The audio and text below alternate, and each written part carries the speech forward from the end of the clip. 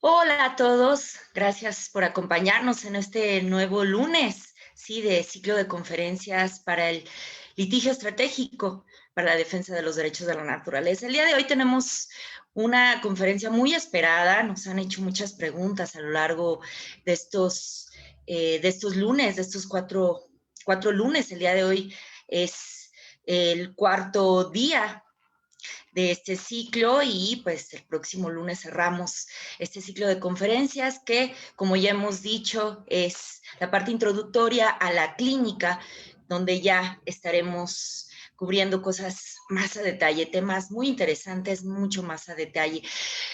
Maestro Carlos Morales Sánchez, bienvenido. Un gusto, de verdad, tenerte aquí, como siempre. Y también damos las gracias a, por supuesto, Erlow Center, Litigio Estratégico Indígena, y a Viernes de Jurisprudencia por este nuevo no, estoy emocionada, este nuevo día donde platicaremos con el maestro para que nos dé muchas, bueno, nos contará ya más cosas de lo que ha sido su trabajo, su gran labor. Y bueno, el maestro Carlos Morales Sánchez es presidente del Litigio Estratégico Indígena, abogado zapoteco del Istmo de Tehuantepec. Y pues el día de hoy el tema es herramientas de litigio estratégico para la defensa de la naturaleza. Así que bienvenido, Carlos. Muchas gracias, querida amiga. Gracias, agradezco mucho. En primer lugar, a Jurista del Futuro, a Viernes de Jurisprudencia, por permitirnos utilizar esta plataforma que ha sido construida y fortalecida a través de la pandemia. Gracias, Jurista del Futuro. También agradezco a Erlow Center, al programa Armonía con la Naturaleza, la convocatoria que han tenido, toda esta iniciativa que han tenido para poder ir divulgando todos los conocimientos que se requieren para la defensa y la protección al medio ambiente. Reciban un saludo afectuoso desde Litigio Estratégico Indígena C. Mi nombre es Carlos Morales, como ya lo mencionó Claudia Brindis. Me encuentran en las redes sociales como Carlitos Doble Clic. Soy presidente de Litigio Estratégico Indígena C. Estamos en la ciudad de Oaxaca. Pues muchas gracias, Claudia, por esta presentación y por la invitación. Gracias por invitarnos siempre para platicar de temas tan interesantes como el que en esta ocasión nos convoca. Y como bien apuntas, y para nuestras amigas y amigos que nos ven, pues les quiero decir en primer lugar que todo esto que estamos comentando en estas sesiones, son la parte introductoria de la clínica de litigio estratégico en materia ambiental. Yo sé que algunos de ustedes, amigas y amigas, pues nos van a hacer preguntas muy especializadas sobre los temas que vamos a plantear el día de hoy. Y estos temas, pues son los mecanismos que tenemos en México para proteger el medio ambiente. De eso vamos a hablar hoy. ¿Qué es lo que podemos hacer las personas en México para la protección al medio ambiente? Sobre eso gira nuestra plática y todo lo que tenemos que comentar el día de hoy precisamente se refiere a eso. Ahora estoy tratando de abrir mis diapositivas porque preparé un material para no... Y no sé si ya estoy compartiendo pantalla, creo que no. No, todavía no, maestro. Sí, aquí tengo alguna dificultad con el correo electrónico que me autoenvié. Pero aquí en breve voy a abrir las diapositivas a nuestras amigas y amigos que no se desesperen. Ya vamos a empezar con esto. Y vamos a darle descargar para que podamos descargar la presentación. Bueno, esta sesión se llama Herramientas de litigio estratégico para la defensa de la naturaleza. Me gustaría empezar esta exposición haciendo referencia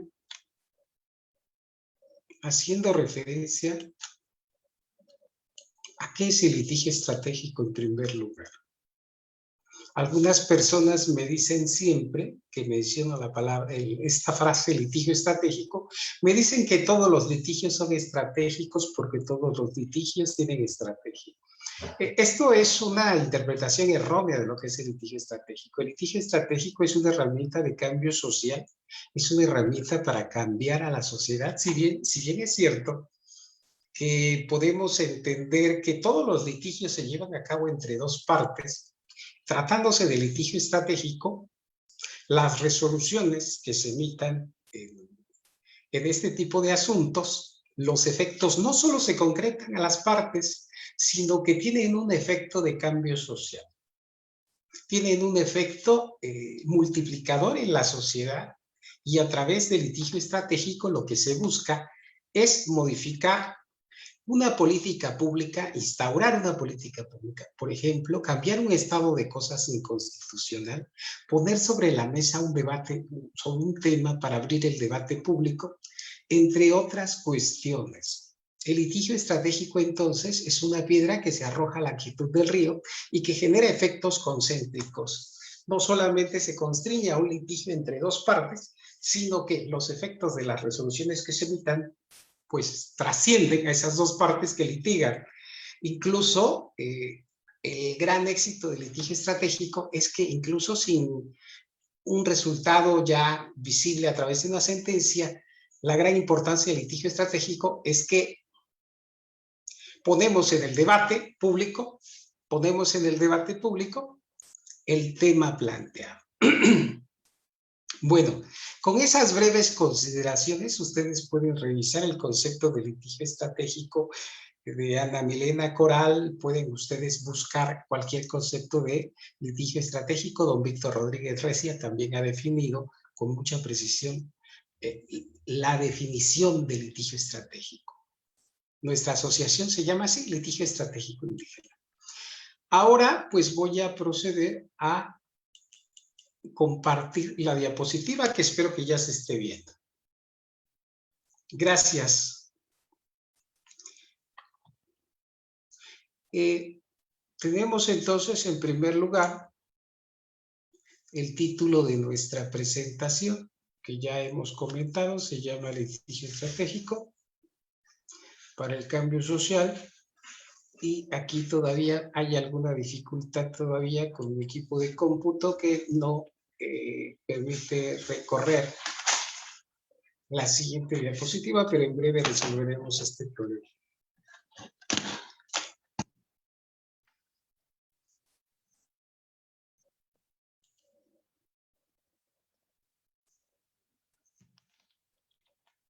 Muy bien, aquí está la diapositiva número 2.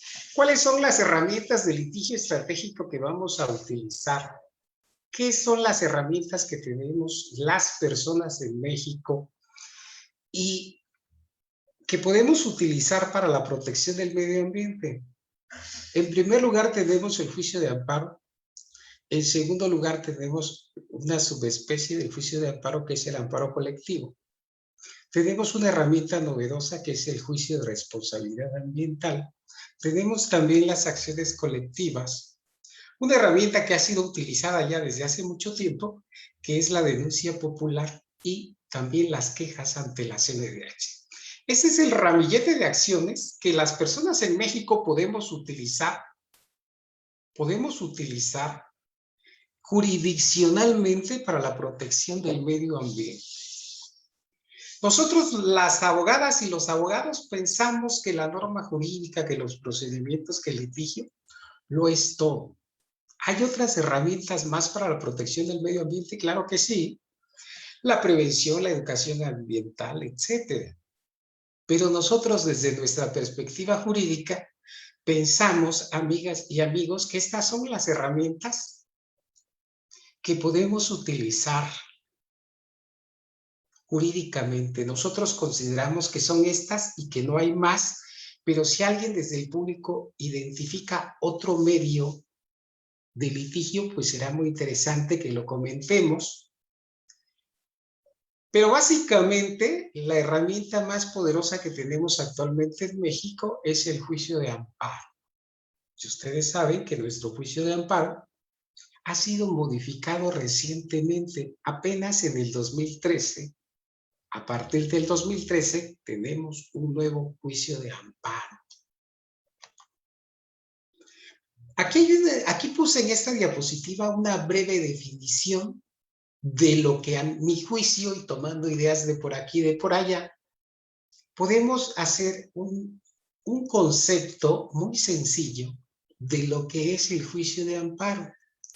Es un medio de control de la constitucionalidad, convencionalidad y legalidad de los actos, normas y omisiones que provienen de las autoridades y de los particulares que actúan como autoridades que se sigue en forma de juicio ante los juzgados o tribunales federales y que se ha considerado como un recurso efectivo a que se refiere el artículo 8.2 de la Convención Americana sobre Derechos Humanos. Nuestro juicio de amparo es la herramienta más poderosa de protección a los derechos humanos en México. Debemos tener claro esa circunstancia. Aquí tenemos una definición que hace referencia a la constitucionalidad, a la convencionalidad, a la legalidad de actos, normas. Y la fuerza del juicio de amparo radica en que los jueces de distrito, en que el Poder Judicial de la Federación tiene una herramienta para obligar a las autoridades responsables a cumplir las sentencias de amparo. Quisiera regresar un poquito hasta 1936. Estamos en el gobierno de Lázaro Cárdenas y Lázaro Cárdenas promulga una ley de amparo que esencialmente dice que el juicio de amparo tiene como finalidad resolver las controversias que se susciten por leyes o actos de la autoridad que violen las garantías individuales. Leyes o actos de la autoridad que violen garantías individuales. El concepto, la noción de derechos humanos todavía estaba muy lejos en el tiempo. Pero pongo una precisión sobre el término leyes o actos. Porque si ustedes aprecian, aquí no están establecidas las omisiones como las omisiones. No se establece que las omisiones sean susceptibles de ser reclamadas a través del juicio de amparo. Y en nuestros juicios de amparos en materia ambiental, compañeras y compañeros, es muy importante que tomemos en cuenta que en muchas ocasiones vamos a reclamar omisiones de la autoridad ambiental. Nuestros ríos, nuestras lagunas, los humedales que están contaminados porque las autoridades han sido omisas en su deber de protección. Han sido omisas. Pero en 1936 nosotros no podíamos, con la ley de amparo de 1936, no podíamos nosotros promover amparo contra omisiones porque solamente estaba establecida de manera específica en la ley que solamente podíamos promover amparo contra actos. Por eso es importante puntualizar que nuestro juicio de amparo es un juicio de amparo rediseñado que ahora sí permite la promoción del amparo en tratándose de temas ambientales. La Constitución del 17, y paso a la siguiente diapositiva, y este material se lo voy a enviar a Jurista del Futuro, para que si alguna de las personas que se han inscrito a este curso estén interesadas en tener este material, con Jurista del Futuro, de la página Viernes de Jurisprudencia, pues podamos utilizar este material, que es un material muy sencillo, pero que puede ser una guía de estudio de estos instrumentos que vamos a utilizar y que vamos a estudiar a detalle, ahí sí, en la clínica que posteriormente llevaremos a cabo. La Constitución del 17 generó la Ley de Amparo de 1939 y luego la Ley de Amparo del 36. Y en el 2011, compañeras y compañeros, hubo una reforma fundamental la del 10 de junio de 2011. Pero no nos olvidemos que previamente a la reforma del 6 de junio de 2011, del 10 de junio, corrijo, hubo una reforma sumamente importante. La reforma del 6 de junio de 2011.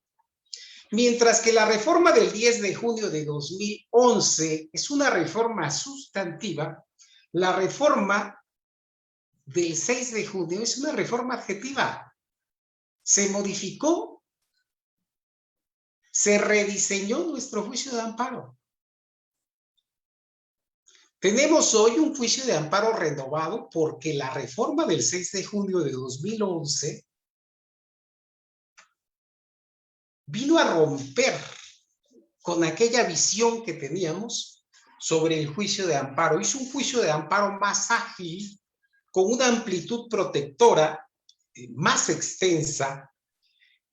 No regatearé las palabras, pero el juicio de amparo de la Ley de Amparo de 2013 es un juicio de amparo generoso, muy generoso.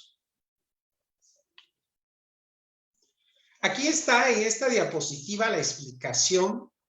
La reforma del 6 de junio de 2011 fue procesal y la reforma del 10 de junio fue sustantiva.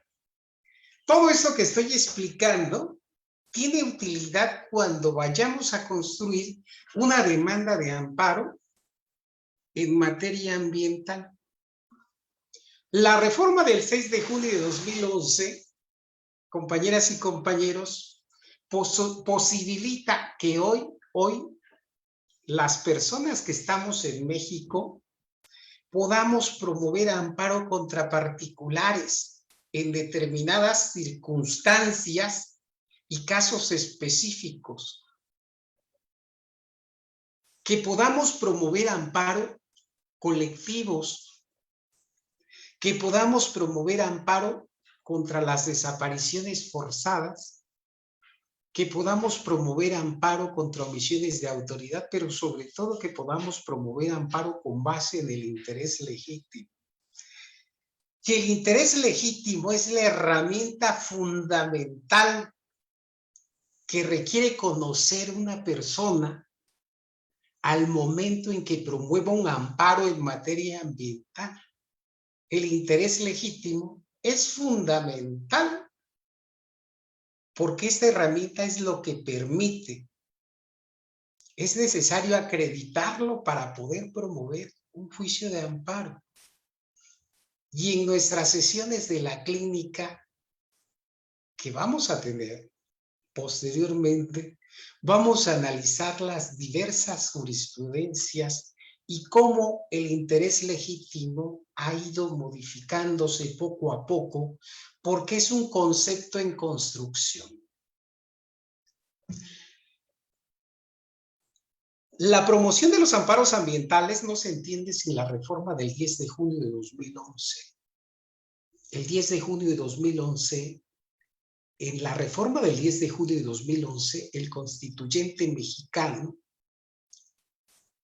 introdujo la noción de derechos humanos y además introdujo la figura del parámetro de control de regularidad constitucional. Esto es una herramienta fundamental, maravillosa y muy generosa. La reforma constitucional del 10 de junio de 2011 dice que en México tenemos derechos humanos de fuente nacional y de fuente internacional. De fuente nacional y de fuente internacional. Tratados internacionales y derechos humanos provenientes de la Constitución. Y además nos regala una herramienta de aceitamiento, o por decirlo en términos doctrinarios, de armonización de estas normas. Si hay unas normas que estén en conflicto, pues el mecanismo de solución de esa controversia será el pro persona.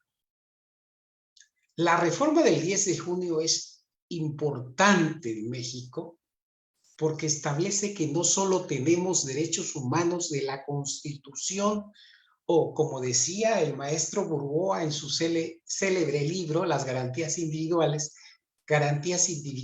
de 4 tipos de propiedad, igualdad, de seguridad jurídica y otra que no me acuerdo, igualdad, propiedad, seguridad jurídica y libertad. Aquí están las 4 que decía el maestro Ignacio Burgoa, que solamente esas teníamos en México. La reforma del 10 de junio dice que eso no es así, que tenemos derechos humanos de 2 fuentes, de la fuente constitucional y de la fuente de los tratados internacionales, y que tenemos muchos derechos, demasiados derechos, que tenemos que ir conociendo poco a poco para irlos conociendo primero y después justiciabilizando, es decir, haciendo vigentes. La reforma del 10 de junio reconoce que los derechos humanos tienen 2 fuentes, derechos de fuente nacional y derechos de fuente internacional. Y después en México hubo una interpretación de la Suprema Corte y sugiero la lectura del expediente Varios 912/2010, donde la Corte diseña esta herramienta maravillosa denominada parámetro de control de regularidad constitucional. Con esta herramienta, ¿sí?, se define con claridad qué derechos humanos tenemos en México. Y fíjense ustedes, compañeras, compañeros, amigas y amigos que nos ven en otras partes del país, lo que la Corte, la Suprema Corte en México establece en ese parámetro de control de regularidad derivado del expediente Varios 912/2010, es que las personas que estamos en México tenemos derechos humanos derivados de la Constitución, tenemos derechos humanos derivados de los tratados internacionales, derechos humanos derivados de la jurisprudencia de la Suprema Corte de Justicia de la Nación, y se dijo en esa sentencia del Varios 912/2010 que teníamos derechos humanos derivados de la sentencia de la Corte Interamericana en los casos en los que México fue parte. Eso se dijo en un primer momento y después, como veremos en la diapositiva siguiente, esto fue modificado en la contradicción de tesis 293/2011. Las personas que vayan a promover amparos en materia ambiental deben leer, entre otras cosas, la resolución del expediente Varios 912 y la resolución de la contradicción de tesis 293/2011. Hay 2 criterios jurisprudenciales que se generaron de esa contradicción de tesis, pero lo que se generó en esta contradicción de tesis finalmente, amigas y amigos, es que la Corte estableció que tenemos derechos humanos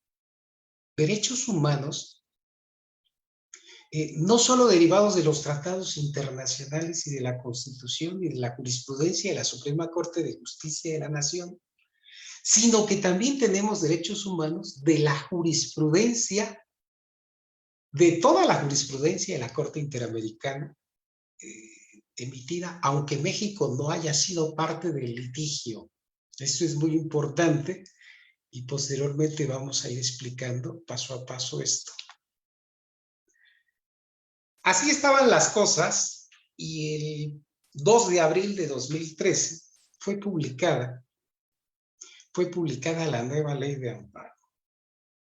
Y aquí la cosa se puso mejor porque ahora el artículo 1 de la ley de amparo de 2013, en consonancia con la reforma constitucional del 6 de julio de 2011, dice que las personas en México tenemos derecho a promover amparo por normas generales, actos u omisiones de la autoridad que violen los derechos humanos. Aquí ya están las omisiones de la autoridad, reitero. Generalmente, si se promueve un amparo porque un río está contaminado, tendremos que reclamar la omisión de la autoridad responsable, la omisión de la autoridad encargada de vigilar, ¿sí?, que el río no se contamine. Pero eso está establecido ahora en la Ley de Amparo de 2013. Podemos reclamar normas generales, actos, omisiones de la autoridad que violen derechos humanos previstos en la Constitución y en los tratados internacionales en los que el Estado mexicano sea parte. Desde aquí se nos posibilita entonces la promoción del amparo contra omisiones. La Ley de Amparo de 2013 recogió todos los conceptos de la reforma del 6 de junio y del 10 de junio. Y a partir de esta reforma, amigas y amigos, se empezaron a justiciabilizar los derechos económicos, sociales, culturales y ambientales.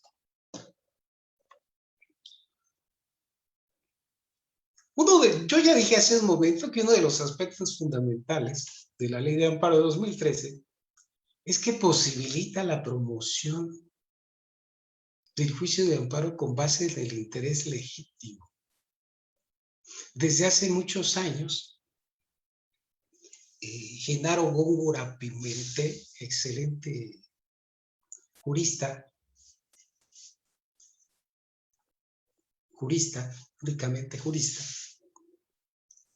Góngora Pimentel ya advertía que existía un tipo de interés, que se necesitaba incorporar a la ley de amparo un tipo especial de interés para promover amparos para la protección de derechos difusos y colectivos. Aquí en esta diapositiva he puesto un concepto de interés legítimo. Institución jurídica mediante la que se faculta o legitima a todas aquellas personas que, sin ser titulares del derecho violado por un acto de autoridad, es decir, sin ser titulares de un derecho subjetivo. Yo creo que mejor debería decir esta definición, que sin ser titular de un derecho subjetivo tienen un interés en que la violación a un derecho les sea reparada.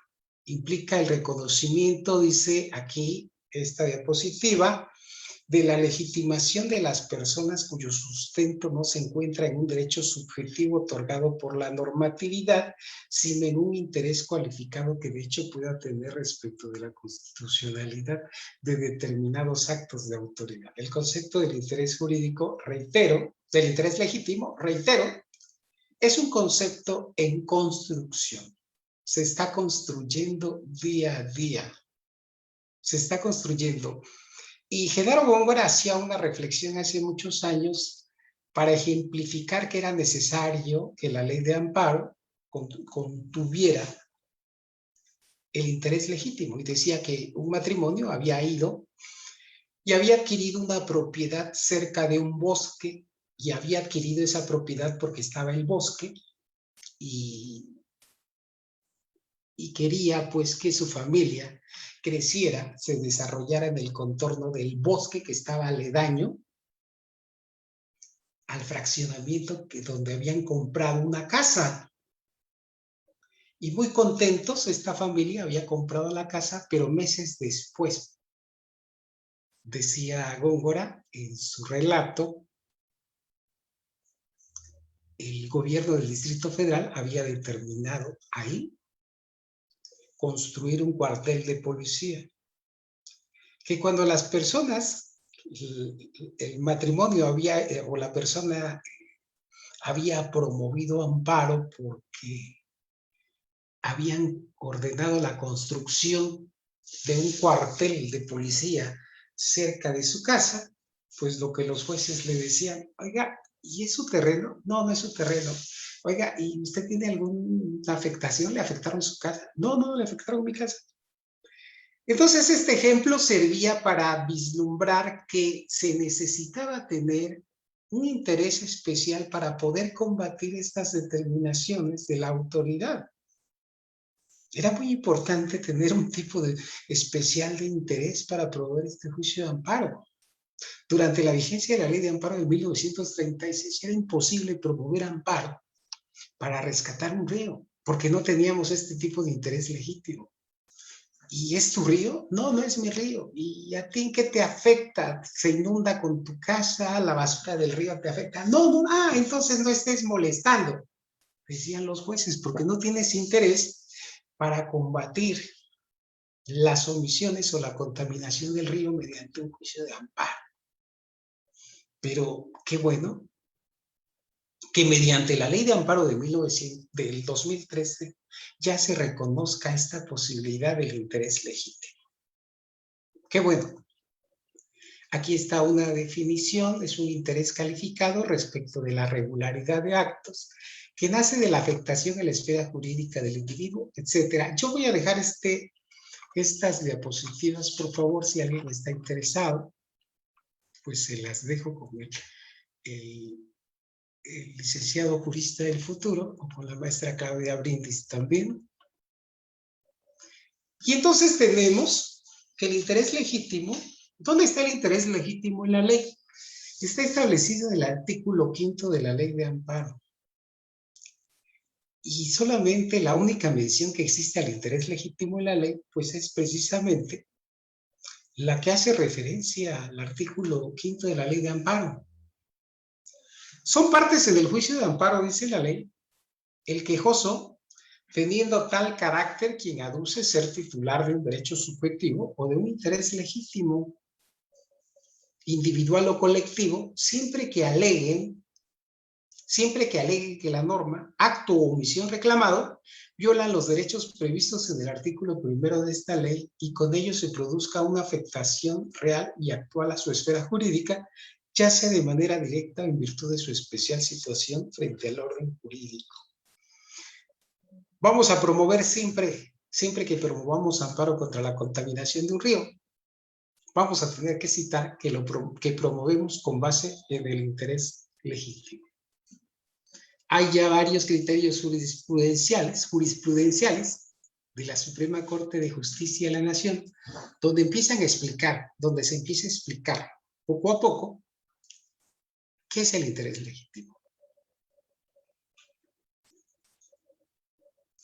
Pero dije yo hace un momento que la gran reforma del 10 de junio de 2011, por una parte estableció que los derechos humanos en México tienen dos fuentes, la fuente nacional y la fuente internacional. Cuando promovamos un amparo por afectaciones al medio ambiente, por omisión o por acción, tenemos que citar las normas de fuente internacional que le dan el sustento a nuestro derecho. Cuando nosotros promovimos el amparo contra las omisiones y las acciones que mantuvieron y mantienen contaminados los ríos salados de Atoyac en Oaxaca, citamos el artículo 11 del Protocolo Adicional de San Salvador.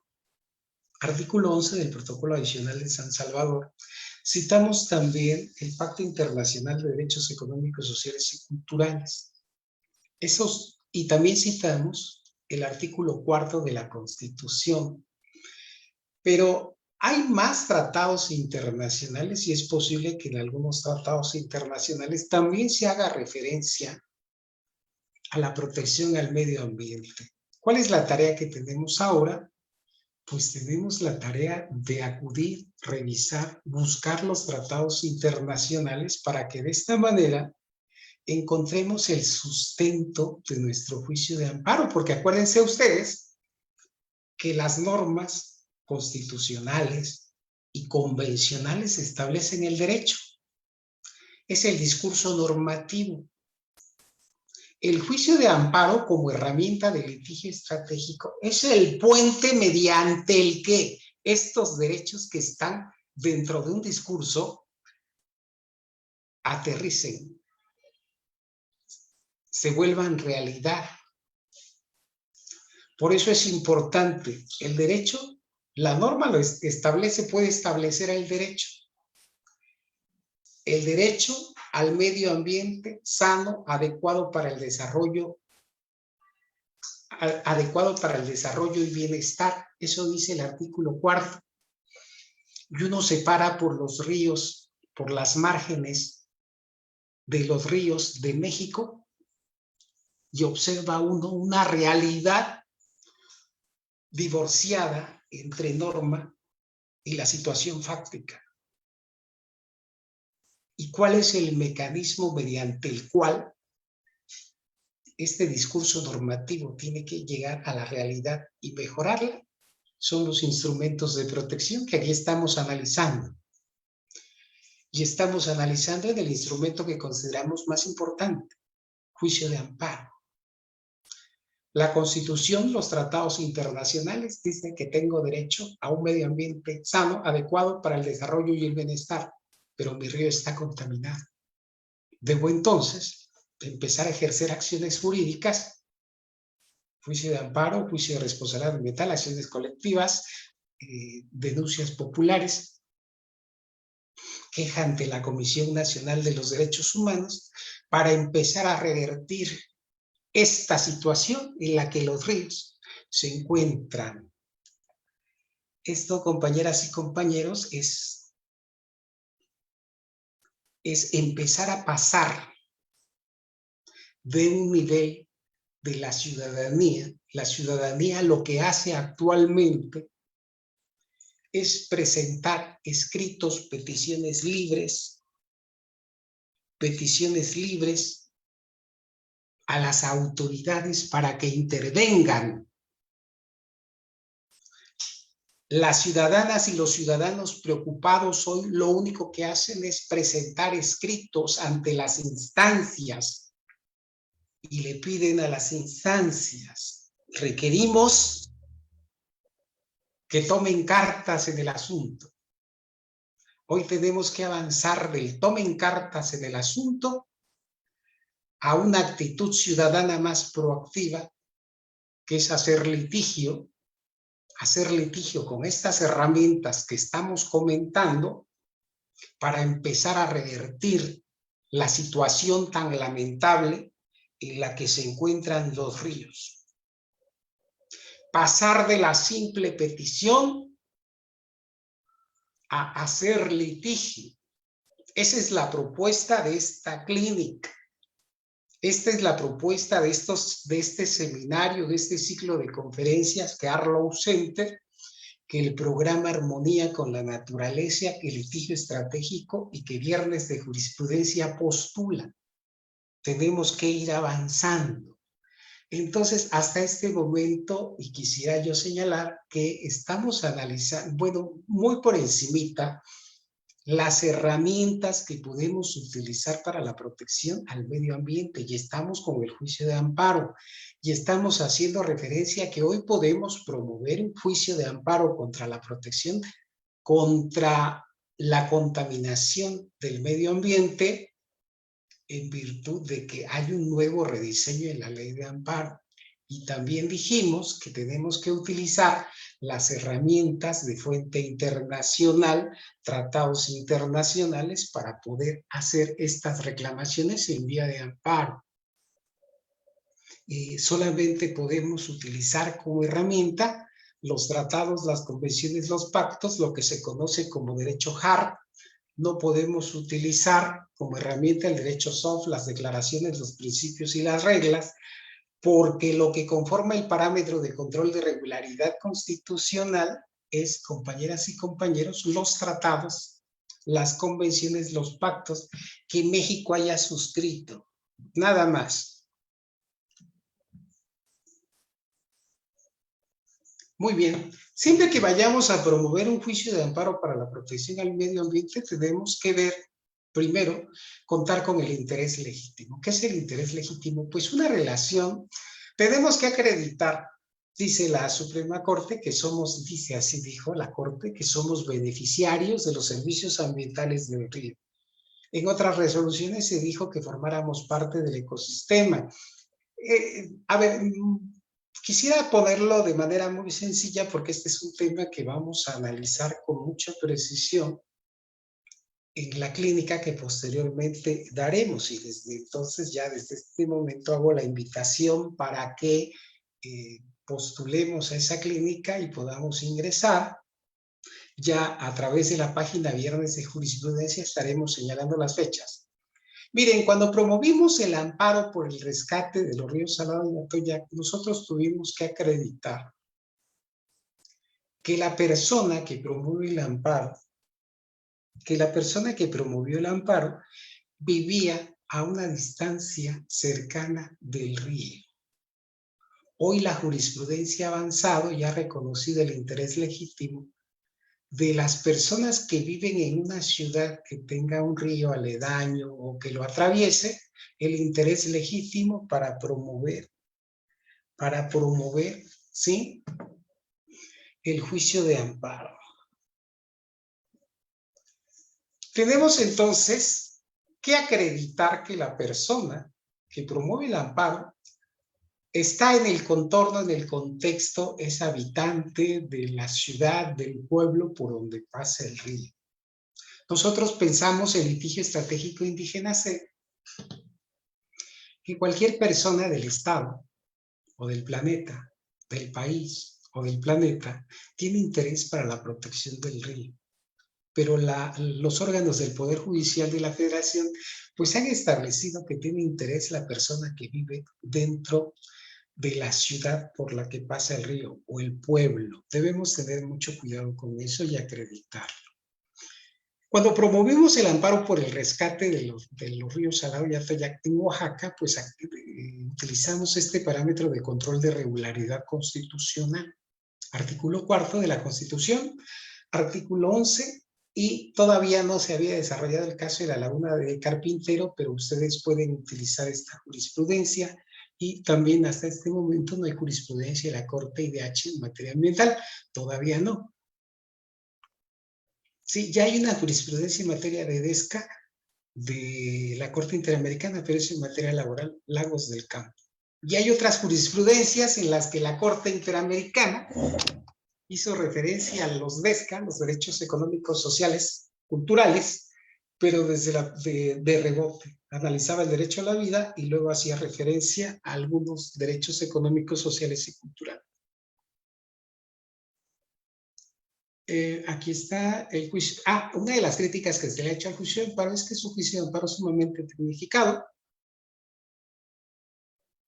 Juicio de amparo es muy técnico, de estricto derecho. Y el artículo 108 de la Ley de Amparo establece cuáles son los requisitos para promover el juicio de amparo. Nombre y domicilio del quejoso, nombre y domicilio del tercero interesado, autoridades responsables, las responsables por acción y por omisión. ¿Qué es lo que estamos reclamando? La acción y la omisión. Incluso puede haber una norma que afecte al medio ambiente, por supuesto que sí. Si así fuera el caso, también hay que combatir la norma. Los antecedentes del caso. Y también tenemos que explicar, tenemos que mencionar los preceptos constitucionales violados. Pero también, si hay un tratado internacional, pues también el tratado internacional debemos mencionarlo. Son básicamente los requisitos que necesitamos para promover un juicio de amparo. Si nosotros argumentamos que un río o una laguna está contaminada, pues debemos ofrecer prueba de esa contaminación. El juicio de amparo, pues es un procedimiento con sentencias, con una sentencia, y luego en contra de esa sentencia se pueden oponer los recursos. Y también quisiera alertar que hay un problema de ejecución en las sentencias de amparo en materia ambiental. Hay un problema de ejecución. ¿Y por qué tenemos un problema de ejecución? Porque estamos ante situaciones novedosas, ante situaciones inéditas, amigas y amigos. En el Poder Judicial de la Federación, los señores jueces, las señoras juezas, magistradas y magistrados, pues están ya muy formados y tienen mucha experiencia en la ejecución de sentencias de amparo que protegen derechos civiles.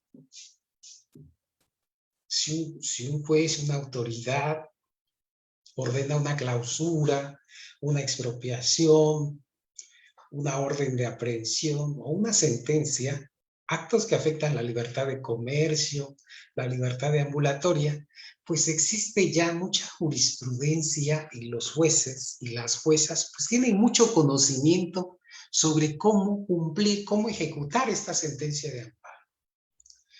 Pero esto no sucede tratándose de juicios en materia ambiental. Mientras que las otras sentencias que se emiten para la protección de derechos civiles, la protección de libertades, etcétera, la ley establece que en términos muy breves para su cumplimiento, en materia ambiental, pues no sabemos cuánto tiempo requiere una autoridad para rescatar un río.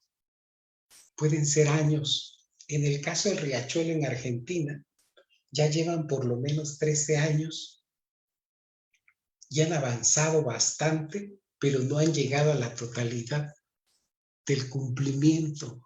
¿Cuánto tiempo requerimos para rescatar playas, para rescatar humedales, para rescatar mantos freáticos? Por eso es que desde aquí hacemos un llamado a la Suprema Corte de Justicia de la Nación para que construya el protocolo de ejecución de sentencias de amparo en materia ambiental. Queremos que la Suprema Corte tenga un protocolo y lo distribuya para que de esta manera haya una guía, un mapa, una cartografía sobre cómo ejecutar una sentencia de amparo en materia ambiental. Porque son los problemas a los que nos enfrentamos en la vida real y las dificultades que hoy tenemos, por ejemplo, en la ejecución de la sentencia de amparo de los ríos Salado y Atoyac, pues es sumamente difícil la ejecución de la sentencia de amparo, en virtud de que no tenemos claro el camino para ejecutar una sentencia de amparo en materia ambiental. Nosotros pensamos que debe construirse un gran proyecto integral de rescate de los ríos Salado y Atoyac,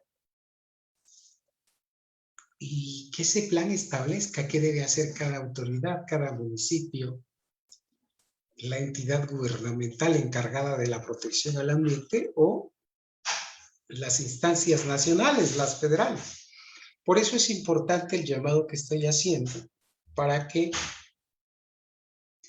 la Suprema Corte emita ese protocolo, donde incluso pues todas las personas interesadas podemos participar en la construcción de ese protocolo, por la gran preocupación que existe en cuanto a la ejecución. Nosotros tenemos la primera sentencia en México, nosotros el litigio estratégico indígena C, que ordena el rescate de 2 ríos, pero ya pasaron 2 años y los ríos siguen exactamente igual de contaminados y pareciera que el juicio de amparo no tiene ninguna efectividad, pero estoy plenamente seguro que en algún momento iniciaremos el procedimiento de ejecución de sentencias de amparo ante la Suprema Corte de Justicia de la Nación. Y cuando inicie ese procedimiento, cuando concluya ese procedimiento, las autoridades estarán muy interesadas en que se cumpla la sentencia de amparo. Esperaremos. Hay otro mecanismo nuevo, ya digamos que en términos generales el juicio de amparo, hicimos algunas referencias muy breves sobre el juicio de amparo.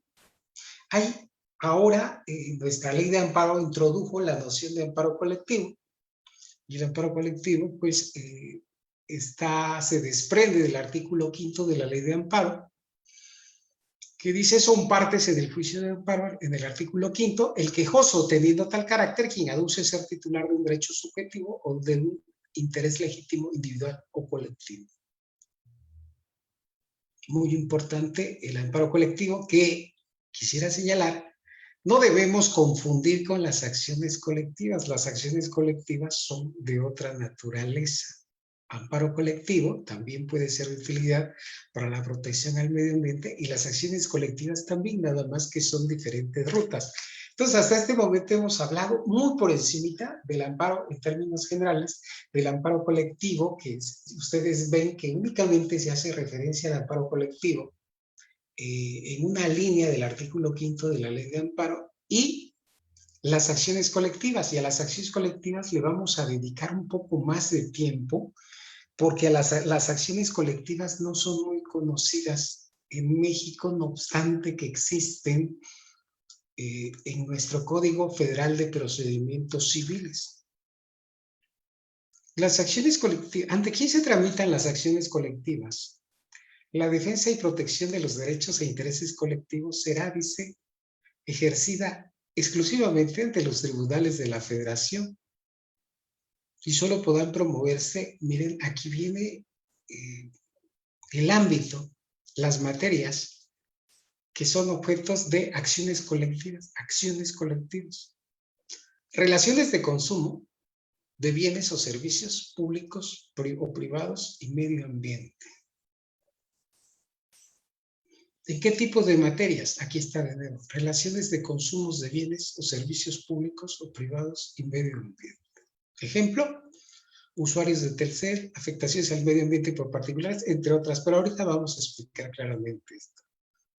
Artículo 579. La acción colectiva es procedente para la tutela de pretensiones cuya titularidad corresponde a una colectividad de personas, así como para el ejercicio de las pretensiones individuales cuya titularidad corresponde a los miembros de un grupo de personas. Por ejemplo, primer caso, derecho a la consulta de los pueblos indígenas. Segundo caso, los usuarios de telefonía que reclaman la suspensión de su servicio y reclaman la devolución de, por ejemplo, 100 pesos. Y ahorita vamos a ver si nos alcanza el tiempo para poner un caso. Artículo 580. En particular, las acciones colectivas son procedentes para tutelar derechos e intereses difusos y colectivos, entendidos como aquellos de naturaleza indivisible, cuya titularidad corresponde a una colectividad de personas indeterminada o determinable relacionadas por circunstancias de hechos o derechos comunes. Ejemplo, el medio ambiente. O derechos e intereses individuales de incidencia colectivas, entendidos como aquellos de naturaleza divisible, cuya titularidad corresponde a los individuos integrantes de una colectividad de personas determinable relacionadas por circunstancias de derechos. Por ejemplo, usuarios de telefonía celular. Voy a poner ese ejemplo. Luego, las diferentes acciones, puede promoverse una acción difusa, la acción colectiva en sentido estricto, la acción individual homogénea, y son las acciones que pueden presentarse. Pero yo estoy plenamente seguro que en la clínica vamos a analizar puntualmente cada una de estas hipótesis. Las acciones colectivas previstas en este título prescribirán en los 3 años 6 meses contados a partir del día en que se haya causado el daño. Si se trata de un daño de naturaleza continua, el plazo para la prescripción comenzará a contar a partir del último día en que se haya generado el daño causante de la afectación. Miren, para promover la acción colectiva tenemos que juntarnos aquí. A ver, primero vamos a ver. Para promover la acción colectiva, pueden promover la acción colectiva tratándose de usuarios, de bienes y de consumidores, pues la Profeco, tratándose de medio ambiente, la Profepa, tratándose de usuarios de servicios financieros, la Conducef y la Comisión Federal de Competencia Económica para todos los temas de competencia económica. Y luego hay otra opción que nos permite a la ciudadanía, pues, promover este tipo de acciones colectivas, es que nos juntemos 30 miembros y nombremos un representante común. Con 30 miembros ya la armamos. Podemos promover una acción colectiva. Ya hay varias acciones colectivas que se han promovido en México. Esas acciones colectivas tienen particularidades y efectos benéficos, como a continuación veremos. Ya hay acciones colectivas en contra de empresas, en contra de aerolíneas. Muy interesantes estos litigios. Y también, amigas y amigos, las asociaciones civiles sin fines de lucro pueden promover acciones colectivas, este tipo de acciones colectivas, y también puede promoverlas el Procurador General de la República.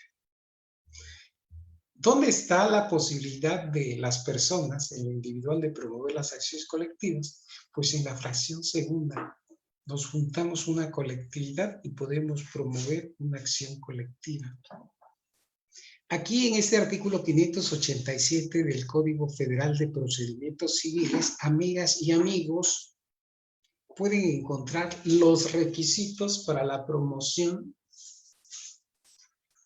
de la demanda de acción colectiva.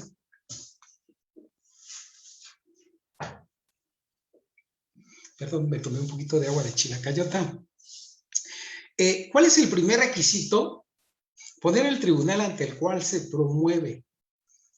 2, el nombre del representante legal, señalando los documentos que acrediten su personalidad. En el caso de las acciones colectivas en sentido estricto y las individuales, homogéneas, los nombres de los miembros de la colectividad.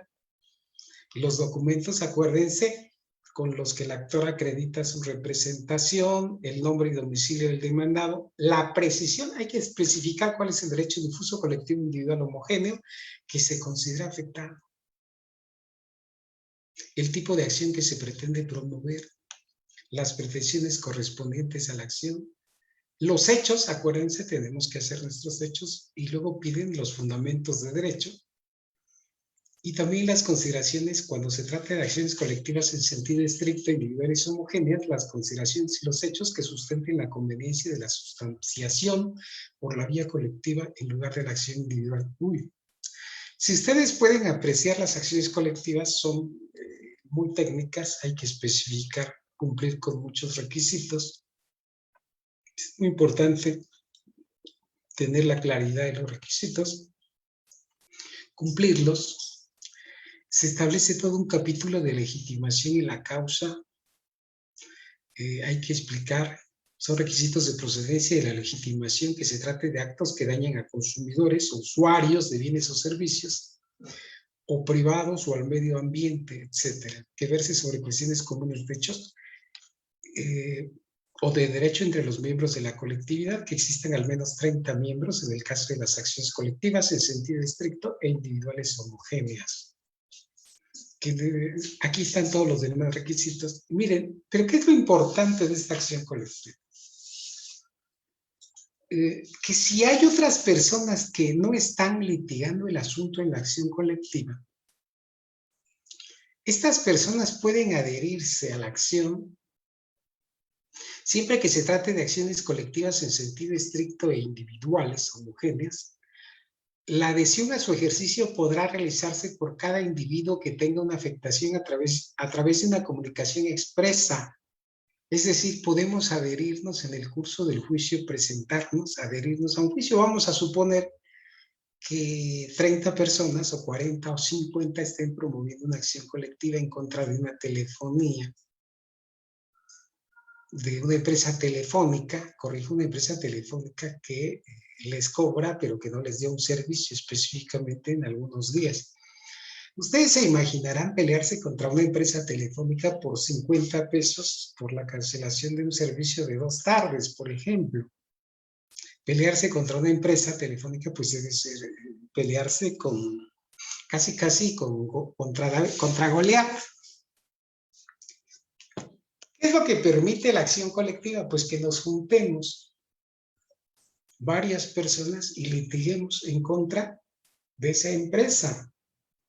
En la relación entre una persona y la empresa, pues es una relación asimétrica, desequilibrada, donde después de mucho litigar, el efecto de la sentencia puede ser que el juez ordene que, por ejemplo, por la suspensión del servicio de 2 tardes o de 2 días, pues que la empresa le pague 30, 40 pesos a una persona.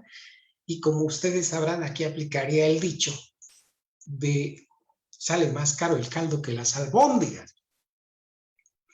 Por eso es muy importante saber que tenemos esta acción colectiva donde nos podemos juntar 30, 40, 1000, 5000, todos los que estemos dentro de la misma hipótesis. Y ahora sí, ya la correlación de fuerzas ya no es lo mismo irse a pelear uno solito frente a la empresa, sino ya, si ya llegamos 1000, pues ya la relación de fuerzas empieza a equilibrarse. Eso es lo que permite la acción colectiva. Podemos iniciarla a 30, pero en el camino se pueden ir adhiriendo más y más y más personas. Los afectados, dice el artículo 594, podrán adherirse voluntariamente a la colectividad durante la sustanciación del proceso. Y aquí viene la generosidad de la acción colectiva. Y hasta 18 meses posteriores a que la sentencia haya causado estado. O sea, una vez dictada la sentencia, todavía nos podemos, los que estamos dentro de la hipótesis, sumarnos a la acción colectiva. Las acciones colectivas, lamentablemente, no se han promovido con la frecuencia con la que necesitamos que se promuevan. Ya vimos que las instancias que pueden promover, las autoridades que pueden promoverla es la Profeca, la Profepa, la Profeco, la CONDOCEF, la Procuraduría General de la República. Pero también nosotros podemos promover acciones colectivas, por supuesto, y si ustedes googlean, van a encontrar acciones colectivas que se promovieron contra Aviaxa y contra otras aerolíneas, y los que requieran la información precisa pueden hacer acceso a la información pública para ir obteniendo demandas y sentencias. Lamentablemente, reitero, no se han promovido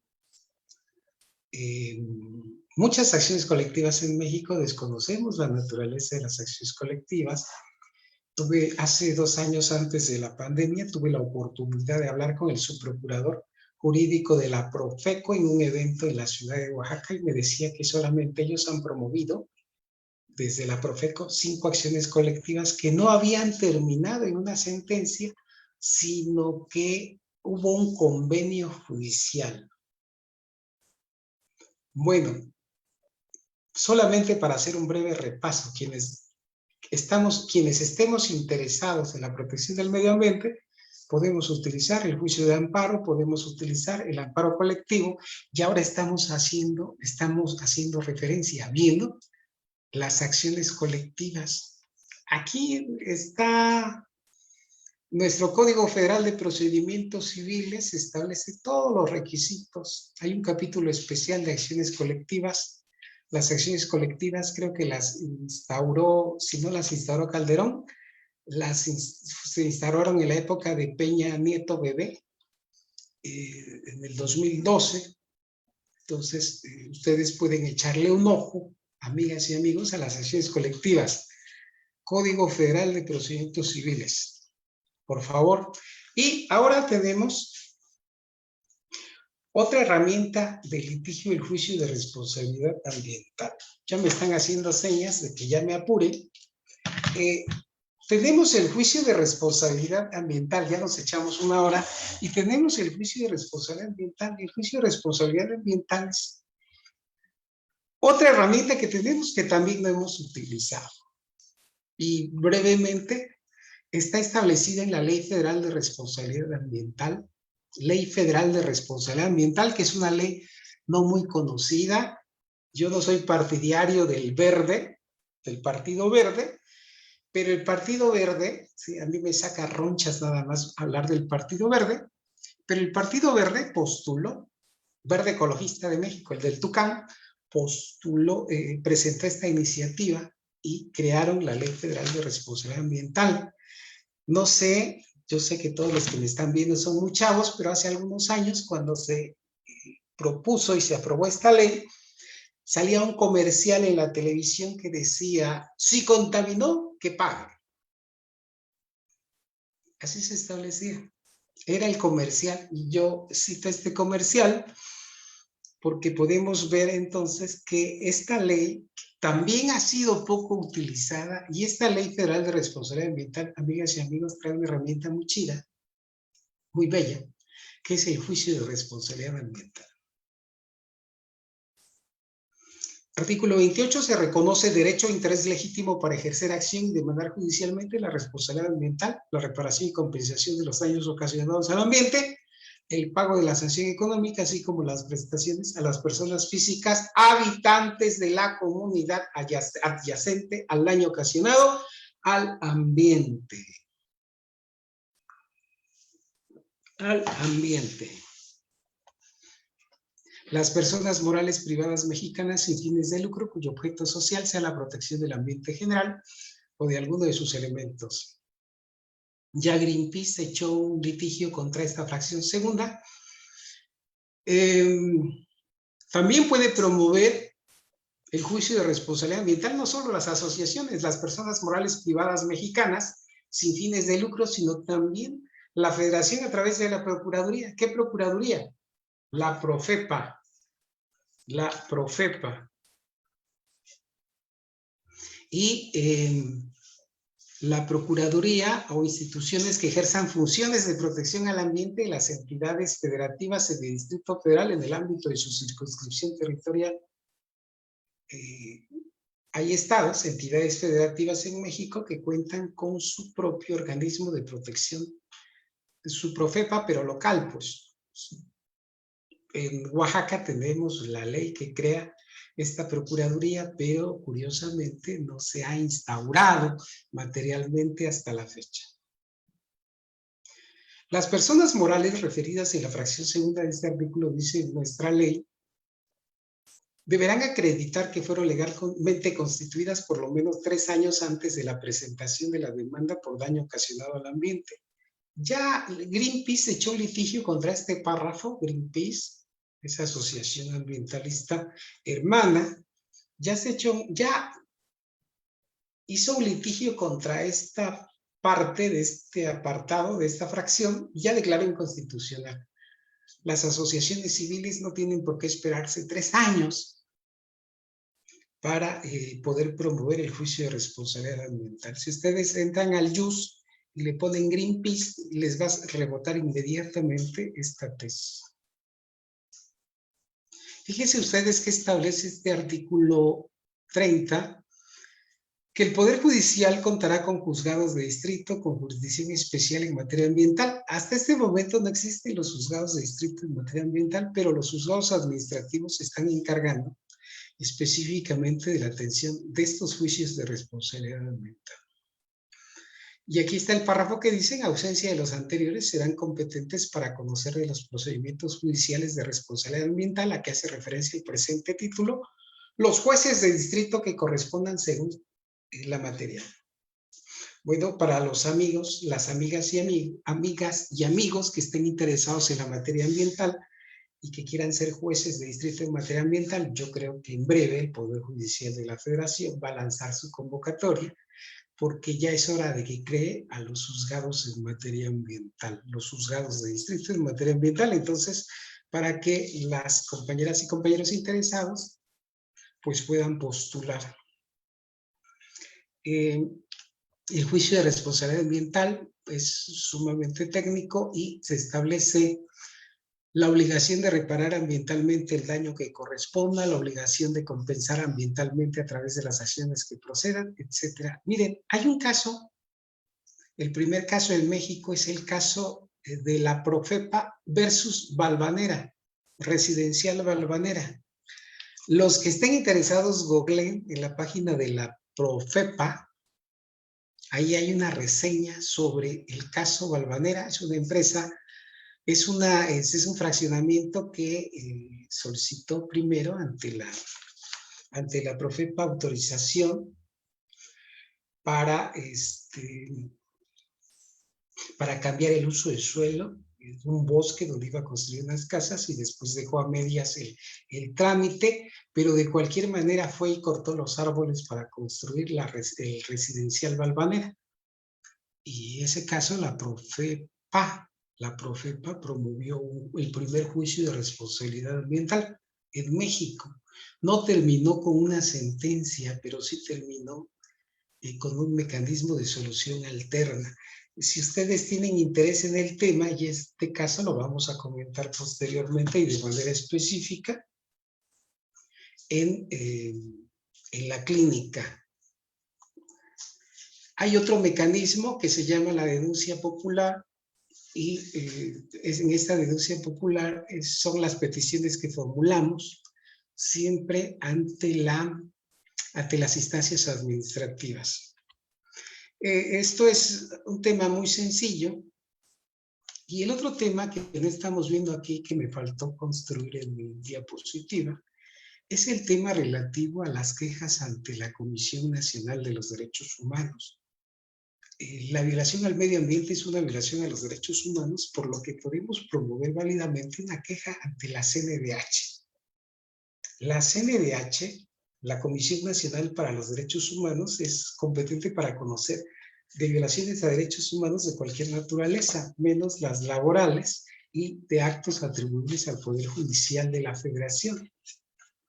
Pero en materia ambiental, la Comisión Nacional de los Derechos Humanos ha emitido diversas recomendaciones que, si bien es cierto, todavía no son, las recomendaciones en México todavía no son justiciables, como sucede en el caso de Oaxaca, que tenemos un mecanismo para justiciabilizar las negativas al cumplimiento de las recomendaciones del órgano protector a los derechos humanos en Oaxaca. Es muy importante tener una recomendación de la Comisión Nacional de los Derechos Humanos, porque ella nos permite visibilizar el problema. Es decir, podemos implementar un conjunto de acciones al mismo tiempo. Algunas personas pueden promover queja ante la Comisión Nacional de los Derechos Humanos, otra promover juicio de amparo, otras promover juicio de responsabilidad ambiental, etcétera, y hacer un combo de acciones jurídicas para la protección del medio ambiente. Las quejas ante la Comisión Nacional de los Derechos Humanos pues son peticiones muy sencillas en las que se establecen datos mínimos, algunos antecedentes, los derechos humanos violados y las circunstancias en que acontecieron en para esta violación. La CNDH lo que hace pues es hacer una investigación y finalmente resolver emitiendo una recomendación. Por ejemplo, en el caso del rescate de los ríos Salado y Atoyac, amigas y amigas, el litigio estratégico indígena C, lo que hicimos fue promover demandas de amparo, es decir, acudir a la vía jurisdiccional y al mismo tiempo promover queja por violación a los derechos humanos ante la Comisión Nacional de los Derechos Humanos. De manera inicial obtuvimos la sentencia definitiva que ordena rescatar a los ríos por parte del Poder Judicial de la Federación y posteriormente obtuvimos una recomendación de la Comisión Nacional de los Derechos Humanos, es decir, como que tenemos dos pinzas que se van cerrando poco a poco y que demuestran que es impostergable el rescate de los ríos Salado y Atoyac. Para ir cerrando esta intervención, solo quiero reiterar que en México, las personas que estamos en México para la protección del medio ambiente podemos promover juicio de amparo, amparos colectivos, acciones colectivas, juicios de responsabilidad ambiental, denuncias populares y quejas ante la Comisión Nacional de los Derechos Humanos. Podemos utilizarlo de manera individual o por separado, pero lo que necesitamos ya es hacer algo porque nuestro planeta, nuestra casa, así nos lo reclama. Necesitamos ya empezar a promover, empezar a hacer las acciones jurídicas para empezar a cambiar la situación en la que lamentablemente se encuentran los ríos, los humedales, las playas, las lagunas, los bosques en México. Muchas gracias, Claudia Brindis. Muchas gracias, Jurista del Futuro. Si hubiese algunas preguntas, con mucho gusto, ojalá que pudiéramos seguir platicando sobre este tema. Muchas gracias, maestro Carlos. Qué alegría, de verdad, porque no hay problema. Si te extiendes, Carlos, no hay problema, porque de verdad nos has dado todo un panorama muchísimo más completo. De verdad que en todas estas conferencias han surgido, sobre todo en este tema de litigio, preguntas que el día de hoy, pues gracias porque nos diste las respuestas. Y pues de hecho no hay muchas preguntas, ya casi la mayoría las has respondido. Hay muchas felicitaciones, gracias a todos los que se conectaron, incluso no solo de México, también de otros países. otros países hermanos de Latinoamérica. Muchísimas gracias por seguirnos, por estar aquí escuchándonos. Y por aquí hay hay algunas que digo, ya se han contestado, pero como que comentan esto, que ¿por qué la CNDH? Ya habías dicho, Carlos, que esto de que la CNDH hace recomendaciones que se pueden ocupar para varios procesos, ¿no? Y pueden incluso reforzar bastante lo que se está demandando, ¿no? Pero sí tienen como mucha inquietud de que, bueno, ¿cuál es el efecto jurídico, ¿no? Esto de las recomendaciones de la CNDH. Entonces, ¿quieres ahondar un poquito más Claro que sí. por esta inquietud? Por favor. Claro que sí, con mucho gusto. Miren, a ver, siempre hemos pensado que las recomendaciones de los órganos de protección a los derechos humanos son como llamadas a misa. Y que derivado de eso, pues, y que como no tienen esa fuerza coercitiva de las sentencias, pues que no tiene importancia. No. Yo advierto por lo menos de una recomendación dos temas sumamente importantes. Uno, que la CNDH declara a las autoridades omisas violadoras de derechos humanos. Hay una declaración, son violadores de derechos humanos. Segundo, ¿qué otra cosa hace la CNDH?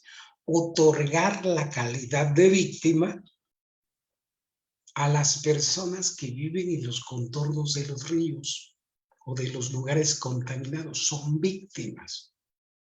¿Y qué derechos tienen las víctimas? Pues las víctimas tienen el derecho humano a la reparación integral.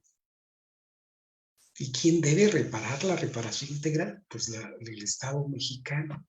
Y hay un mecanismo en México que se llama la CEAP, Comisión Ejecutiva de Atención a Víctimas, que es una institución un poco indolente, pero que en esencia tiene el deber jurídico de reparar la violación de los derechos humanos. También la recomendación, pues, tiene como objeto, uno de los objetos principales, demostrar o hacer patente que hay una afectación al medio ambiente. Ahora, la CNDH es una institución con todas las críticas que pueden formulársele, con mucha calidad moral, con todas las críticas que se le pueden formular. Hacen un trabajo en la CNDH muy importante en la ejecución, en el seguimiento de las recomendaciones, y no archivan recomendaciones que no hayan sido cumplidas. Pero la ejecución de las recomendaciones no se da en el mismo sentido que en las sentencias de un juicio de amparo. En los órganos de protección a los derechos humanos, lo que se hace es estar constantemente insistiendo, llamándoles, buscándoles. Autoridades responsables, violadoras de derechos humanos, les recuerdo que tienen ustedes una recomendación que cumplir. Insistimos, hacen mesas de trabajo, diálogos, etc. Tratándose de recomendaciones para la protección al medio ambiente, yo ya dije que esto para ejecutar es sumamente difícil. Si es sumamente difícil ejecutar una sentencia de amparo en la que el Poder Judicial de la Federación tiene el imperio, una espada, para obligar a las autoridades omisas, imagínense ustedes la CNDH que no cuenta con ese imperio, con esa fuerza, con esa espada, pero sí cuenta con la fuerza persuasiva de estar llamando, preguntando, hacer mesas de trabajo, seguir insistiendo en que las recomendaciones se cumplan.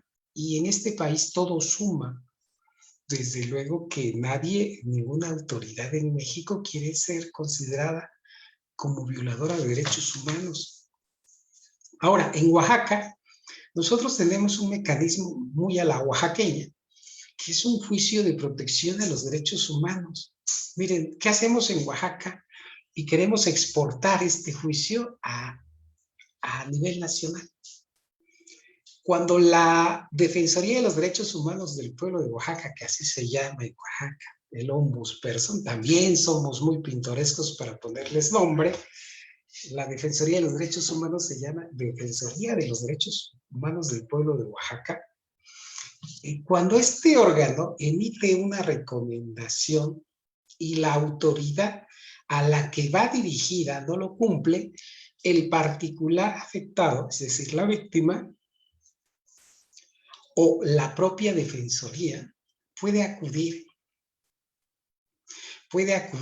ante la Sala Constitucional del Tribunal Superior de Justicia a través de un juicio que se llama Juicio de Protección a los Derechos Humanos. Y en ese juicio va a obtener una sentencia, una resolución que ordena el cumplimiento de la recomendación de la Defensoría de los Derechos Humanos, de la Ombudsperson. Entonces, en Oaxaca ya hemos desarrollado este mecanismo. Un diputado del PT quería exportar este mecanismo oaxaqueño a la legislación nacional de protección a los derechos humanos y darle estos dientes a la Comisión Nacional de los Derechos Humanos. Mientras esto no suceda, las recomendaciones de la Comisión Nacional pues tienen varios efectos. Uno, poner sobre la mesa de debate la contaminación del río, de los ríos. Por ejemplo, la Comisión Nacional de los Derechos Humanos, tengo conocimiento que ha emitido varias recomendaciones respecto de ríos. Ya emitió una recomendación y calificó como infierno ambiental al río Atoyac poblano, que está siendo contaminado por las empresas textileras. También ya emitió una recomendación a un río del estado de Guerrero y también emitió una recomendación en el caso de los ríos Salado y Atoyac oaxaqueños. ¿Y qué es lo que pasa con esta recomendación? Pues pone sobre el debate público, pone en la mesa del debate público la contaminación de los ríos, pero además, reitero, señala como violadoras de derechos humanos a las autoridades omisas. Tercero, determina que las personas que viven en los ríos son víctimas de esta violación de los derechos humanos. Y si son víctimas, tienen derecho a la reparación integral. De ahí la valía de las recomendaciones de la Comisión Nacional de los Derechos Humanos, a juicio mío. Gracias, Claudia. Muchas gracias, Carlos. Por aquí, bueno, siguen las preguntas de la CNDH, pero creo que ya fueron respondidas. Entonces, teóricamente, las comisiones estatales de derechos humanos podrían recibir la queja, ¿verdad? Es correcto. Sí, claro que, sí, solamente recibirlas y después remitirlas a la Comisión Nacional de los Derechos Humanos y después esta institución pues podrá emitir la recomendación correspondiente después de la investigación. Perfecto. Y bueno, por otro lado están comentando por aquí, dice Ramírez Gloria, yo no estoy de acuerdo a la división si es Ciudad de México o Estado de México o si son otros países. En el tema ambiental es una tarea de todos con una alta responsabilidad y le pregunto desde su postura, maestro, ¿cuáles serían las primeras acciones a tomar? Pero creo que lo que está haciendo referencia Gloria Ramírez es que no está de acuerdo, dice, de este régimen de distribución de competencias. Yo quisiera señalar en primer lugar que nuestro Estado mexicano pues es una república federal y eso ya es algo que traemos desde el constitucionalismo del 57. Somos una república federal donde hay pues atribuciones para la federación, para los estados y para los municipios. Y así está distribuido el sistema de competencias en México. Una puntualización, la materia ambiental es una materia concurrente, es decir, a la materia ambiental le tienen que entrar todos, federación, estados y municipios. Por eso yo no veo algún problema en que algunas acciones sean federales, otras estatales.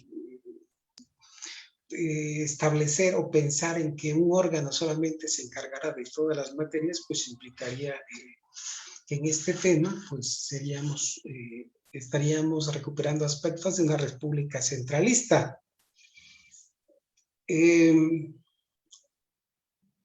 Fíjese, yo lo que quiero plantear es que la ley general, las leyes generales son leyes que distribuyen competencias.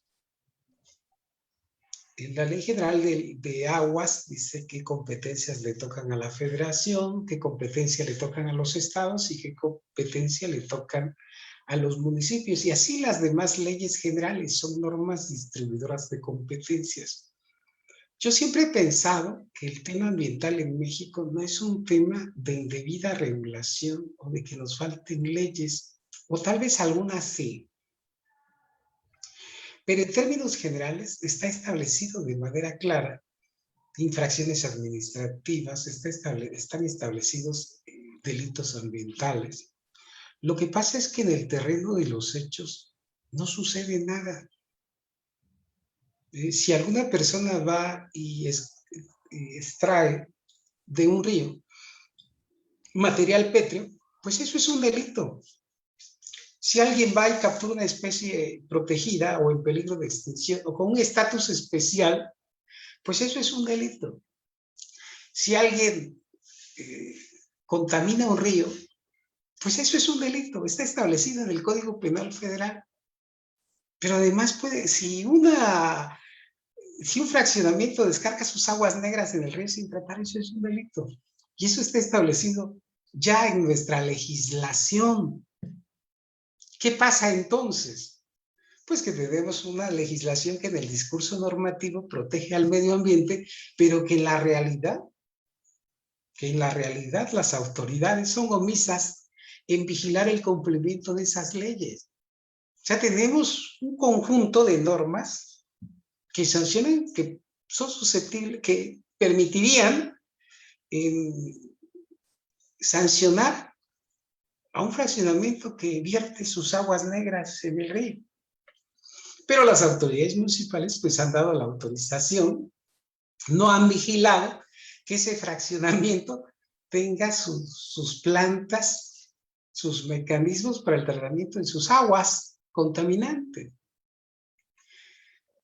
Los municipios han autorizado o se han hecho de la vista gorda respecto de este tema. Pero yo sostengo que no es un tratamiento, no es una falta de normatividad. Lo que yo sostengo es que es un tema de omisiones que pueden derivar de la corrupción o de la negligencia. Grandes fraccionamientos que descargan sus aguas a los ríos sin tratar. Eso tiene el colapso de nuestros ríos. Empresas, industrias, que hacen exactamente lo mismo. Y las autoridades no están haciendo nada. Por eso es que necesitamos que nosotros, las ciudadanas y los ciudadanos, asumamos nuestro papel precisamente de eso, de ciudadanas y de ciudadanos, y empecemos a exigir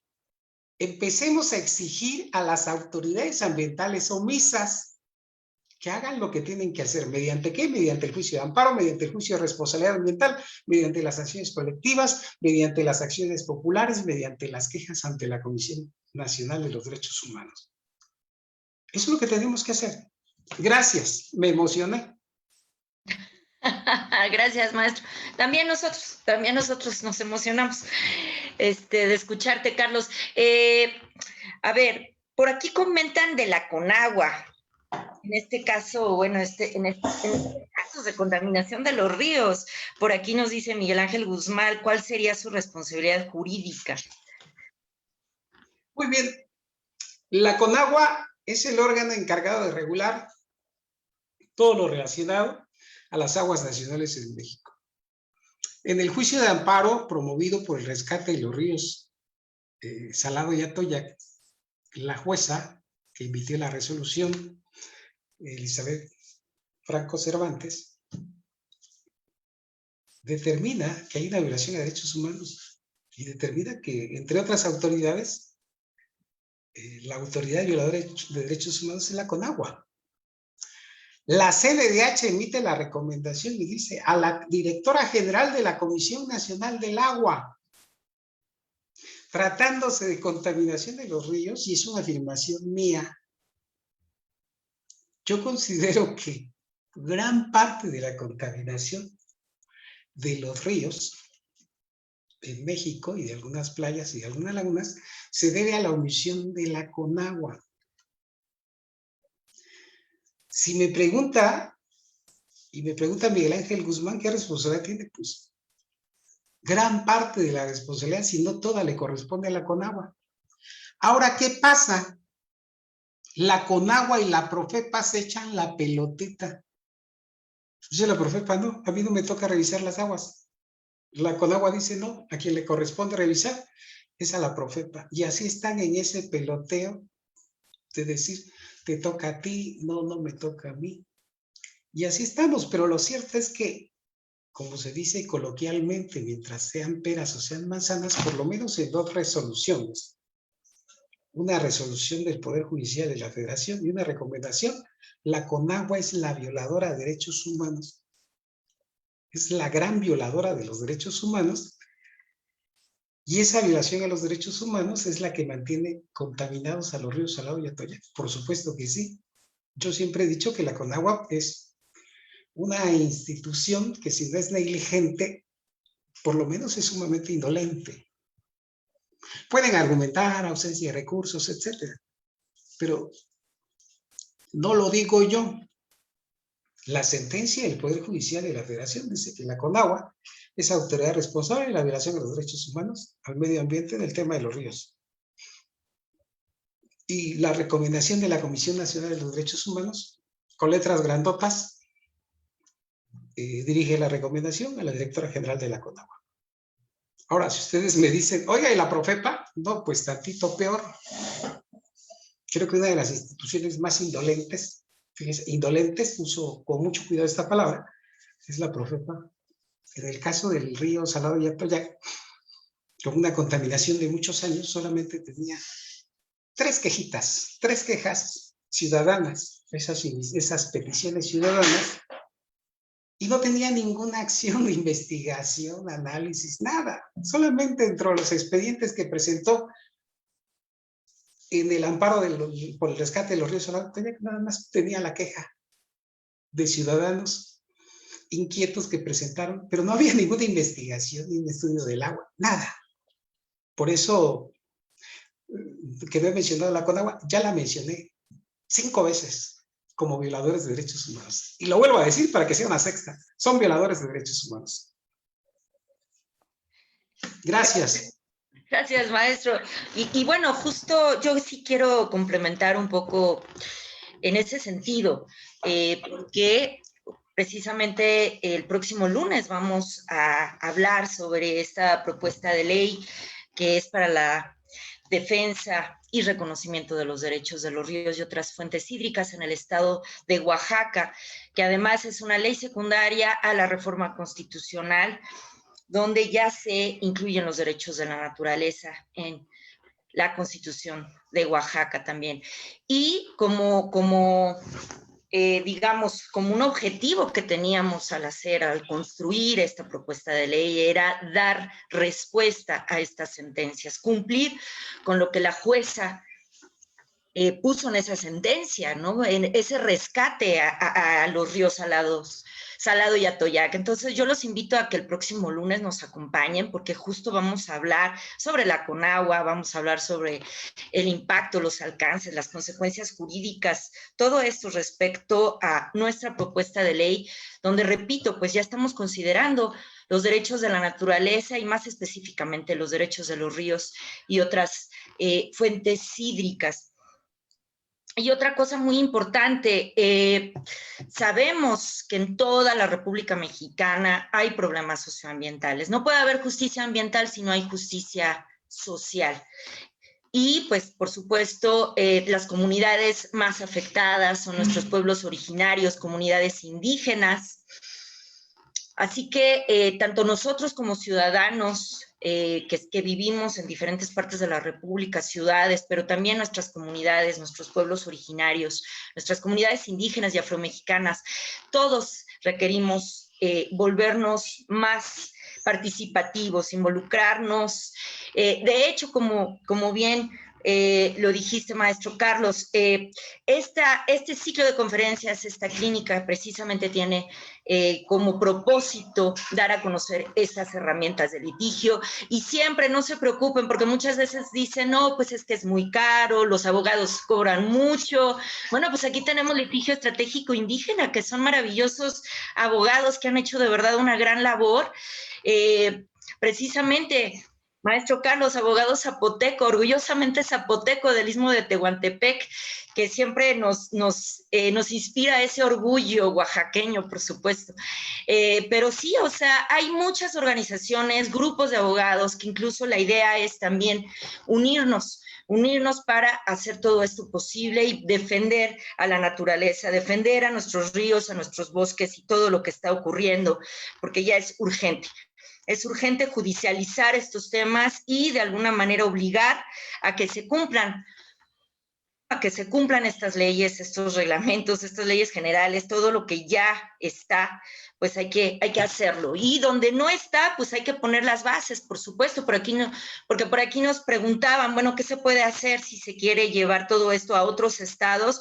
Bueno, pues ahora sí que llámenos, contáctenos, y por supuesto que estaremos apoyándolos con todo gusto para ver la manera de hacer una estrategia también por estado, porque cada estado tiene circunstancias un tanto distintas, pero claro que sí, podemos apoyar como el Law Center, como por supuesto Programa Armonía con la Naturaleza. Aquí estamos expertos apoyando todo esto a nivel nacional e internacional, y estamos con Litigio Estratégico Indígena. También muy pronto ya tendremos entre nuestros aliados a JUVES, que es un grupo de abogados jóvenes que están trabajando por el cambio climático. En fin, cada vez somos más y más aliados, así es que nuevamente una invitación a unirnos, y por supuesto esta plataforma maravillosa de Viernes de Jurisprudencia que nos permite compartir todo esto. Maestro Carlos, ¿algo más que quiera comentar antes de despedirnos?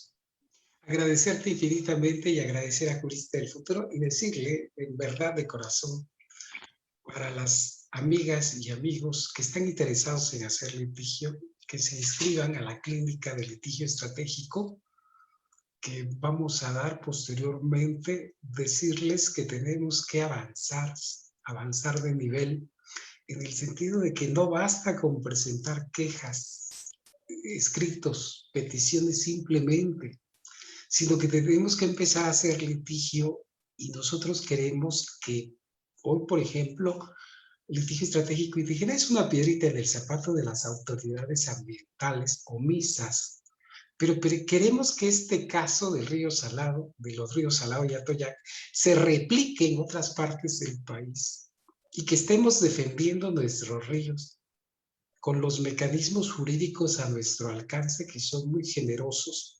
Y alguien pregunta y dice, Héctor Sánchez dice, pero ¿por qué si las acciones colectivas son generosas, por qué no se utilizan? En primer lugar, por desconocimiento, porque no sabemos que ahí está esa posibilidad dentro de la ley. Ahí hay una herramienta generosa que podemos utilizar, por supuesto que sí. Y tenemos que utilizarla así. Y precisamente con esta finalidad es que Arlow Center, el programa Armonía con la Naturaleza, crea este tipo de espacios virtuales, estos espacios donde podemos dialogar. Los que venimos no a enseñar, venimos a compartir un poco lo que hemos ido recabando a lo largo de estos años. Queremos replicar las experiencias de los ríos Salado y Atoyac en otras partes del país, pero queremos también retomar las experiencias de las acciones colectivas que se han hecho en otras partes, diseccionar los juicios de responsabilidad ambiental que han habido en México, comentarlos y ver cómo podemos utilizarlos nosotros desde nuestra trinchera para cuidar nuestra porción de planeta en el que estamos cotidianamente viviendo. Para eso es este generoso ciclo de conferencias, y yo no me canso de agradecer a Arlow Center y desde luego al programa de Armonía con la Naturaleza, y a Jurista del Futuro, y a Viernes de Jurisprudencia, y a mi casa Litigio Estratégico Indígena, para mis queridas amigas y amigos que siempre están al pendiente de la colaboración de este tipo de eventos, agradecerles infinitamente, pero darle las gracias sobre todo a nuestras amigas y amigos que están escuchándonos siempre. Y nosotros queremos decirles que sí, ya es hora de que hagamos algo, y ya lo dijo el maestro Francisco Toledo hace algunos años en la carta que dirigió a los magistrados del Tribunal Colegiado Auxiliar en Acapulco, Guerrero. Francisco Toledo nos dijo algo: no tenemos tiempo. Muchas gracias. Muchas gracias, maestro. Carlos, para todos los que te conocemos, porque así como que a nivel muy formal, no, maestro, Carlos, pero para nosotros es Carlitos, porque le tenemos mucho cariño y de verdad te agradecemos muchísimo el día de hoy que vuelvas a compartir con nosotros esto que sé que te apasiona y nos apasiona contigo, porque sabemos que tenemos herramientas que bien podemos ocupar. Y pues también está lo que siempre recalco, ¿no? No nada más es, claro, aplicar todas estas herramientas legales, legislativas, todo lo que se tenga, por supuesto, pero lo más importante es que nosotros desde lo individual empecemos a cuidar la naturaleza, cuidar el medio ambiente, cuidando el agua, haciendo separación de basura, evitando el desperdicio de comida, en fin, hay tantas cosas y acciones que podemos realizar, y también eso como dar un ejemplo a nuestra familia y también contribuir con nuestras comunidades, reforestaciones, vayamos a recoger basura, tomemos acción, de verdad es importante. Todo no lo vamos a resolver a través solo de la parte legislativa y legal, que claro, es muy importante, repito, son piezas claves, pero lo más importante es que cambiemos nuestra relación con la naturaleza, nuestra forma de pensar respecto a ella. La naturaleza está viva, es un ente vivo, y por eso estamos trabajando, para que se le reconozcan sus derechos. Así que nuevamente, muchísimas gracias. Nos vemos la próxima semana. Recuerden, vamos a hacer la última conferencia que más bien se convirtió en un panel donde hablaremos más sobre esta ley secundaria para la defensa y reconocimiento de los derechos de los ríos y otras fuentes hídricas en el estado de Oaxaca. Y por supuesto, todos los que nos piden que vayamos, que hagamos, que repliquemos, claro que sí. Aquí estamos, Erlow Center, y yo como directora para México, directora operativa para México, es mi compromiso llevar esto a todas las comunidades y a todos los estados que nos lo permitan. Así es que muchísimas gracias y nos vemos la próxima semana.